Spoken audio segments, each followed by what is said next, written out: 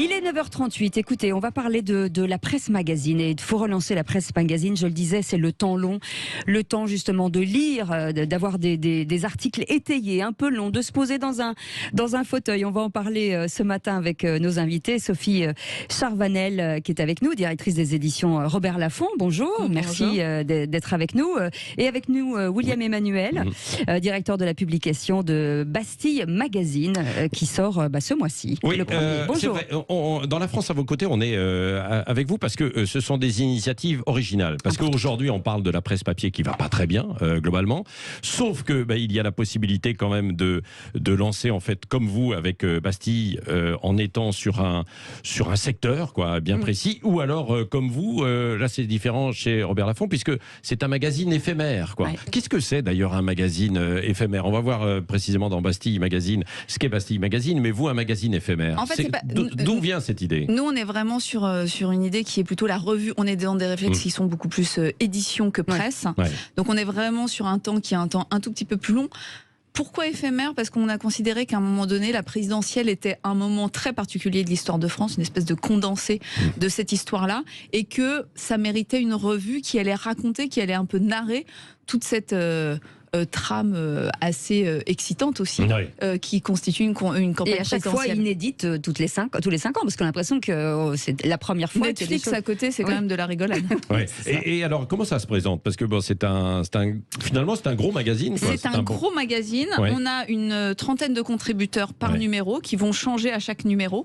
On a quelques éléments fixes, quelques auteurs fixes qui sont des intellectuels, un historien, un psy, Raphaël Lorca, qui vont faire du décryptage de la présidentielle et de moments de la présidentielle.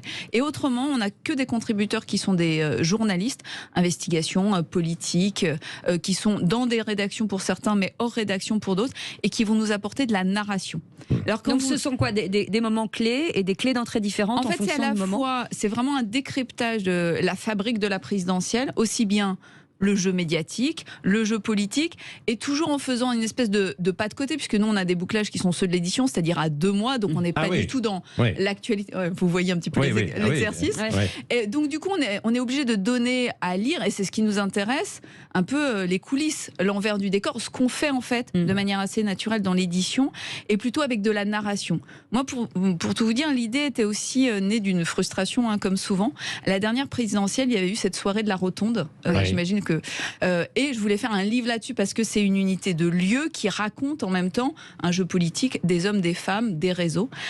Et en fait, c'était à la fois trop court pour faire un livre, et dans la presse traditionnelle, il n'y a pas forcément la place pour faire 30, 40 000 signes. Et donc, la revue, c'est ça, c'est raconter des moments, des gens, des personnages qui vont avoir une influence sur le scrutin. Oui, et avec des journalistes qui viennent de tous les horizons. Tout à fait. C'est le principe. C'est éclectique, quoi. Il n'y a pas un parti pris. Non, on n'a pas de parti pris idéologique. Notre idée, c'est vraiment, encore une fois, les réflexes de l'édition qui sont un endroit de liberté. Donc c'est vrai que la revue incarne ça. C'est-à-dire un endroit où il y a des plumes et des sujets qui vont être de tous les bords. En fait, c'est un débat démocratique sur un événement. À chaque fois. Et en le faisant, je dirais, pas de manière éditorialisée, puisqu'il n'y a pas d'éditorial, personne ne donne son avis sur les choses. C'est vraiment du décryptage. Donc c'est vraiment donner au lecteur qui a envie d'aller se plonger là-dedans des angles de vue, et qu'il se forge lui-même son avis sur les situations. Oui, William Emmanuel, vous, c'est clairement annoncé dans le titre ce qu'il doit y avoir dans le magazine. Bastille Magazine. Donc Bastille, tout de suite, on se dit, derrière, il y a forcément des valeurs qui veulent être défendues, non? La liberté.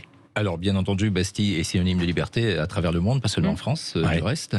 Mais nous n'avons pas non plus de positionnement politique. En fait, Bastille, pour nous, c'était une approche... le magazine se veut un magazine curieux. On veut inciter les gens à être curieux, à s'ouvrir au monde.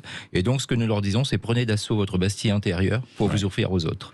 Donc, c'est ça notre approche. Mais la curiosité, ça va jusqu'où alors? Parce que il existe déjà beaucoup de titres où on peut lire énormément de choses. Quand on va dans un kiosque, même s'il y en a qui ont disparu, il en reste. Et là, c'est quand même c'est audacieux de relancer en fait un magazine tel que celui-ci aujourd'hui, non? Alors nous, c'est né aussi d'une frustration, c'est que nous sommes des lecteurs de Harper's Magazine, de New Yorker, qui sont des revues très connues aux États-Unis, et nous n'avons pas trouvé l'équivalent en France. Donc nous voulions faire quelque chose, un magazine mensuel, parce que ça permet de prendre du temps et prendre du recul, et de faire des longs récits, de mettre en avant des écrivains, notamment des jeunes écrivains. Et du reste, alors, il a une certaine expérience, mais Jean-Christophe Ruffin a accepté d'être président du comité éditorial.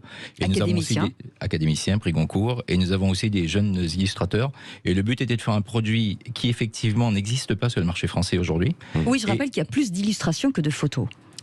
C'est un parti pris. Nous avons décidé de ne pas recourir à la photo, sauf pour le portfolio ou de une carte blanche à un photographe, parce que nous souhaitons mettre en avant la photo. Nous pensons que la photo prétexte n'a pas beaucoup d'intérêt, et l'idée c'est vraiment de raconter une histoire en photo, ou de raconter une histoire avec des illustrations, et puis des grands récits très bien écrits, scénarisés, mais en respectant les règles journalistiques. Évidemment. Mais ce qui est étonnant, c'est que dans les deux cas, que ce soit Bastille ou alors votre livre justement 2022 sur les présidentielles, c'est que ce sont des magazines qu'on ne jettera pas.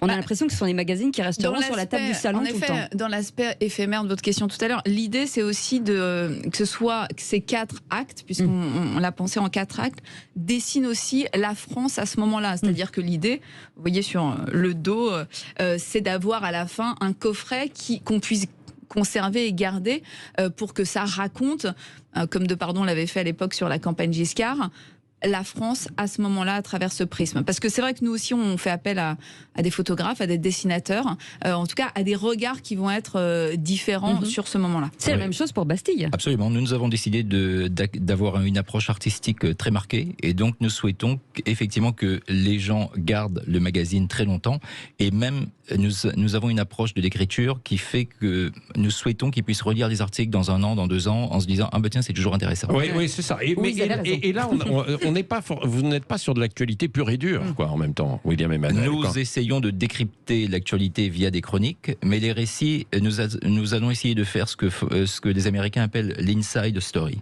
Donc c'est d'aller au-delà de ce que la presse et les réseaux sociaux racontent, et donc de raconter, de prendre du temps, de passer 3 mois, 4 mois, 3 ans peut-être pas, mais 3 mois sur une histoire, et de rencontrer tous les témoins et de raconter une histoire un peu à la manière de Tom Wolfe ou Thompson, si vous voulez, aux États-Unis. Oui. Donc complètement différent de ce qui existe aujourd'hui. Il y a par exemple une illustration, on en parlait avec Cécile ce matin, dans les années 70, un pyromane qui a mis le feu à 63 Méhari, J'adore c'est cet ça, article. à Paris, dans un seul arrondissement, jusqu'à la mort accidentelle en fait d'une personne qui a intoxiqué, c'est ça, par les fumées. Et là, il y a cette enquête, et il y a même un appel. Il y a un appel. Absolument. Un appel au pyromane qu'on ne connaît pas. Le directeur de la rédaction, qui était fasciné par cette histoire qu'il a connue jeune, a souhaité lui adresser un message à ce pyromane ou à cette pyromane, parce qu'on ne sait pas si c'est un homme ou une femme, en lui disant eh bien, si vous nous lisez, envoyez-nous un message, nous aimerions savoir ce que vous êtes devenu. Oui, mais justement, c'est pas plus que ça va plus loin, parce que ce que vous expliquez dans l'article, c'est qu'il a marqué l'histoire. Il y a avant et après, il y a un changement radical. C'est ce que dit François Thomazeau, notre directeur de la rédaction, en effet, en disant qu'en brûlant ces Méhari, il a peut-être brûlé aussi une époque qui était le symbole de la mai 68, post-68 art. Et il ne le sait peut-être pas. Et la crise pétrolière est arrivée juste à ce moment-là aussi. Ouais, et à travers une histoire, un récit, on revit en fait une époque, et c'est la fin aussi peut-être d'une certaine idée de la France, quoi, qui avec ces incendies. Allez, on va continuer d'en parler avec vous. Vous avez des questions à poser. William Emmanuel, directeur de la publication Bastille Magazine, et vous, Sophie Charnavel, directrice des éditions Robert Laffont, pour ce magazine éphémère qui va vivre pendant toute la campagne. Je suis sûr que ça ira même au-delà. Allez, on revient dans un instant. Encore des jolis cadeaux de Noël, à tout de suite.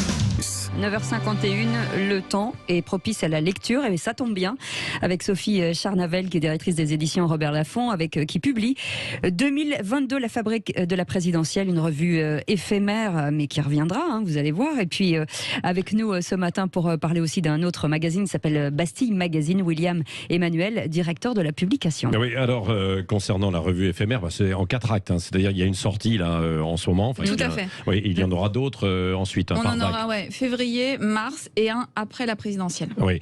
William Emmanuel, quand on se relance sur un tel projet, est-ce qu'on prend en fait beaucoup de risques? Je le disais en fait tout à l'heure, mais la presse papier, ça va pas forcément très très bien aujourd'hui, supplanté beaucoup par le numérique d'une façon générale. Là, derrière, en lançant un tel magazine, vous avez des financements et c'est risqué en fait ce pari ou pas? Alors pour l'instant, je lance tout seul financièrement, mais j'ai des investisseurs qui m'ont assuré de leur soutien en cas de besoin, donc je ne suis pas très inquiet sur cet aspect-là. Oui. Et après, est-ce qu'il y a un risque? Oui, il y a un risque parce que la presse est un secteur un peu déprimé en ce moment, la presse écrite. Mais je pense que si nous avons des projets bien identifiés, des magazines avec une forte personnalité, nous pouvons sans doute convaitre. Il faut apporter de la valeur ajoutée, quoi. Absolument. En fait, c'est ça. S'il y a de la valeur ajoutée, là, ça peut marcher, quoi. C'est ce que vous visez à travers Bastille Magazine, quoi. Absolument. Je pense qu'il faut cibler très précisément son public, et je pense aussi que l'ère des mass médias ciblant tout le monde est un peu révolue, parce que et un avec peu les personne, réseaux, tout le monde est un peu personne. en fait, tout le monde a maintenant accès à l'information, et il faut segmenter beaucoup plus finement. Et je pense que nous visons une clientèle assez jeune. assez mais jeune. vous parlez beaucoup d'une jeune génération d'auteurs. Hein. Absolument. En fait, je pense que notamment, alors ce n'est pas un reproche, c'est un constat, dans les médias, il y a souvent les mêmes personnalités qui sont là depuis très longtemps. Et nous pensons qu'il est nécessaire de donner un coup de main à la jeune génération, que ce soit des jeunes écrivains, des jeunes journalistes ou des jeunes illustrateurs. Ils ont des choses à dire. Ils n'ont pas nécessairement l'espace pour le faire, et ils sont très talentueux, et nous pensons qu'il est extrêmement important de le faire. C'est ce que vous faites un peu aussi, hein, Sophie Charnavel, avec les signatures de votre magazine éphémère. Ce ne sont pas les grandes signatures que l'on voyait en fait toujours dans le monde de la politique, je ne vais pas les citer, mais les Duhamel et compagnie, quoi. Exactement. Ce qui nous paraissait nous intéressant, c'était aussi d'avoir les journalistes de terrain, ceux qui sont aussi dans cette ère du temps qu'on veut raconter, puisque on est là-dedans. Donc ça nous a aussi permis d'aller, et ça va permettre aux lecteurs d'aller aussi à la rencontre de toutes ces signatures-là, et qui vont raconter. Voilà, il y a des sujets qui sont totalement divers et différents, et qui racontent cette fabrique de la présidentielle à travers une finesse d'écriture, de lecture, et puis on fait aussi appel à un auteur par numéro. Oui. Est-ce qu'on peut encore accrocher les jeunes pour venir lire la presse papier, William Emmanuel? Alors moi, je pense que oui. Après, il y a des sujets qui semblent les intéresser plus que d'autres. Mais par exemple, la politique aujourd'hui, on semble avoir du mal à attirer les jeunes, puisqu'ils ne votent pas, ils ne s'intéressent pas aux élections, etc. Donc il faut trouver un moyen. Mais si vous regardez certaines émissions de télévision qui attirent des jeunes, hein, vous avez l'émission de Yann Barthès qui attire des jeunes qui regardent la politique d'une autre manière. Donc en fait, je pense que avec ironie, c'est avec ironie, quoi. Avec aussi, distance et ironie, en fait, je pense que le vrai sujet, c'est de trouver la bonne approche. Oui. Vous avez longuement avec François Thomazeau travaillé chez Reuters, donc l'agence de presse, où là on consomme l'info sans jamais s'arrêter. Et c'était presque une frustration finalement. En fait, c'est vrai que nous, en agence de presse, vous êtes un peu comme un hamster dans sa roue, donc vous tournez. Moi, il m'est arrivé sur certains voyages présidentiels d'écrire 70 dépêches en une semaine, donc ça fait tout de même beaucoup. Et il y a cette frustration aussi de ne pas pouvoir approfondir. Ouais. Et là, l'idée, c'est de dire, on va prendre le temps. De poser les choses et de faire un pas de côté, et de surplomber le flux d'informations et de voir ce qui nous intéresse et de pêcher. Mais c'est quoi? C'est de la presse documentaire en fait? Documentaire, de dire comment on regarderait un documentaire sur Netflix? Alors, nous souhaitons que ce soit vivant. Donc, un documentaire, parfois, on a l'impression que c'est figé. Là, c'est vraiment, on raconte la vie des gens. On raconte, mais l'idée, c'est vraiment l'approche. C'est ce qu'on appelle l'angle humain dans le journalisme. C'est on dit human interest aux États-Unis, mais c'est de raconter une problématique large via les gens. Et il y a cette fameuse règle en journalisme qui consiste à s'identifier à la personne sur laquelle on écrit. Et donc, il faut que le lecteur puisse s'identifier en disant, tiens, ça m'intéresse si on parle, je ne sais pas, le réchauffement climatique. Si vous dites 1,5 degré ou 2 degrés, ça ne parle à personne. Si vous racontez la vie des gens dans un archipel dont la Terre est mangée chaque année par l'eau, eh bien là, ça prend tout de suite un aspect concret. Dimension. Une autre dimension. Est-ce que, évidemment, c'est une version papier, il y a des versions numériques ou pas? Ou sacrilège, pas de version numérique? Alors nous, on n'existe que en papier. Que en papier? Alors nous avons un site internet, mais qui est réservé aux abonnés, mais nous croyons beaucoup au papier, nous pensons que ce magazine doit être lu en papier et doit être conservé dans son salon. Oui, c'est autre chose quand même. C'est autre chose quand même.